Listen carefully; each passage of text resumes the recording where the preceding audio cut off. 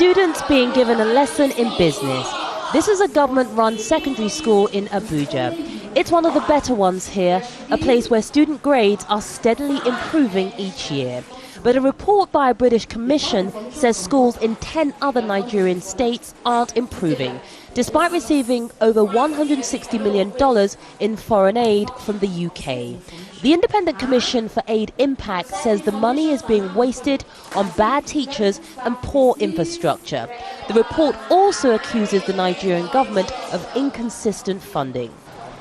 The school principal here says there are many reasons why foreign aid to Nigerian schools might not be helping students to learn. In some schools, some students are up to 80, 100 in a class, which is not healthy for classroom management.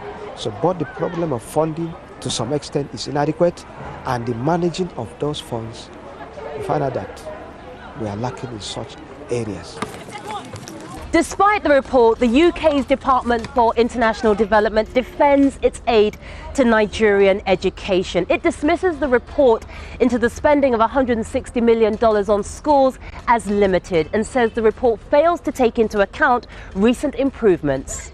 The man who runs basic education in the capital says the money for education wasn't mismanaged. In managing basic education, there are a lot of checks and balances. Now, so many people come to check what the management of FCT, Universal Basic Education Board, does. Now, if funds are given to us, the FCT administration supervises what happens to the funds. Universal Basic Education supervises what happens to the funds.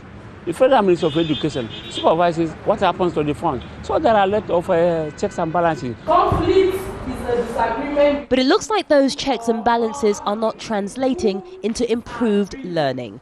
Britain's UK Commission on Aid Impact is recommending the UK government overhaul the educational programmes in which the $160 million was spent.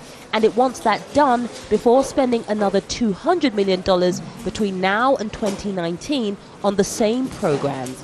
The government says it will review the report's recommendations. Yvonne Ndege, Jazeera, Abuja, Nigeria.